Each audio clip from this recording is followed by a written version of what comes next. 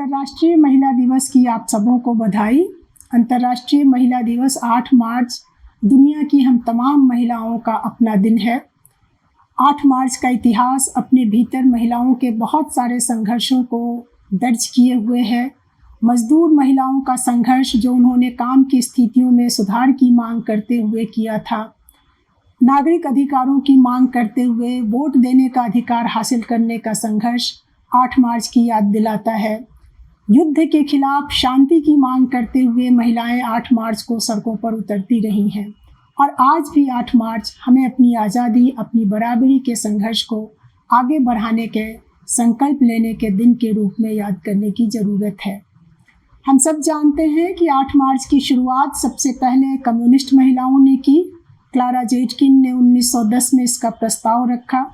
शुरुआत जरूर मजदूर महिलाओं ने, कम्युनिस्ट महिलाओं ने की, लेकिन आज ये पूरी दुनिया की औरतों का अपना प्रिय दिन बन गया है, क्योंकि आंदोलन, संघर्ष, हमारी आज़ादी की लड़ाई, चाहे वो पितृसत्ता के खिलाफ हो, वो पूंजीवाद के खिलाफ हो, वो औपनिवेशिक शोषण के खिलाफ हो, इन तमाम लड़ाइयों के लिए तमाम महिलाओं की एकता, आपसी बहनापा ये ज़रूरी है और 8 मार्च हमारे इस बहनापे को मजबूत करने का दिन है।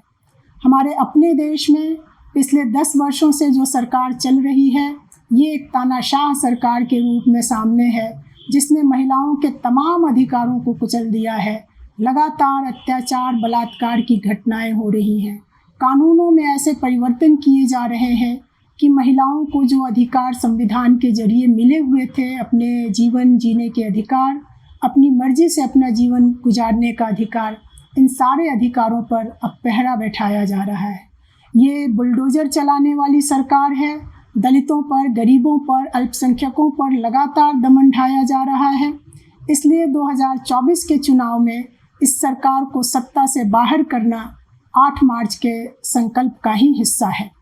लेकिन हम ये भी जानते हैं कि सिर्फ भाजपा की सरकार को सत्ता से बाहर कर देने से महिलाओं की सभी समस्याएं खत्म नहीं हो जाएंगी, क्योंकि हमारे समाज में, हमारी तमाम संस्थाओं में जो पितृसत्तात्मक सोच, जो पितृसत्तात्मक मानसिकता उसके रग रग में भरा हुआ है, उसके खिलाफ संघर्ष किए बगैर, उसे खत्म किए बगैर महिलाओं की आज़ादी की हम कल्पना नहीं कर सकते हैं। अभी हाल में ही हम लोगों ने देखा कि एक स्पेन की टूरिस्ट महिला के साथ भारत में बलात्कार की घटना हुई और इस घटना के विरोध में जब स्वर उठे तो राष्ट्रीय महिला आयोग की अध्यक्ष, जिनका काम था उस महिला को न्याय दिलाना, इसके बदले उन्होंने बयान दिया कि इससे देश की छवि खराब हो रही है, भारत को बदनाम करने की कोशिश है। मतलब बलात्कार की घटना से देश की छवि खराब नहीं हो रही है, बलात्कार के खिलाफ बोलने पर देश की छवि खराब हो रही है।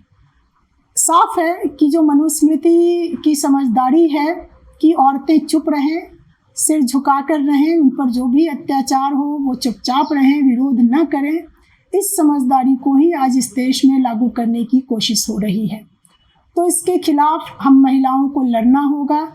पिछले कई वर्षों से महिलाएं जिस तरह से भारत में आंदोलन के रास्ते पर हैं, हमने देखा किसान आंदोलन में बड़ी संख्या में महिलाएं हैं, मजदूर महिलाएं जो अपने श्रम के अधिकार के लिए लड़ रही हैं। शाहीन बाग का आंदोलन हमने देखा, नागरिक अधिकारों के लिए महिलाओं को सड़कों पर उतरते देखा। आज महंगाई के खिलाफ महिलाएं लड़ रही हैं। गरीब महिलाएं अपने जीवन में सामाजिक सुरक्षा के लिए लड़ रही हैं। इन तमाम संघर्षों में एक बहनापे की, एक एकता की ज़रूरत है और इनको साथ लेकर चलने का संकल्प ही आज 8 मार्च का संकल्प होना चाहिए। आज के दिन हम अपने आप को फ़िलिस्तीनी महिलाओं के साथ खड़े पाते हैं। आज जिस तरीके से फ़िलिस्तीन को दुनिया के नक्शे से ख़त्म कर देने की कोशिश में इजराइल लगा हुआ है, गाज़ा पर लगातार हमले हो रहे हैं, हम गाज़ा पर हमला रोकने की मांग करते हैं, हम युद्ध बंद करने की मांग करते हैं।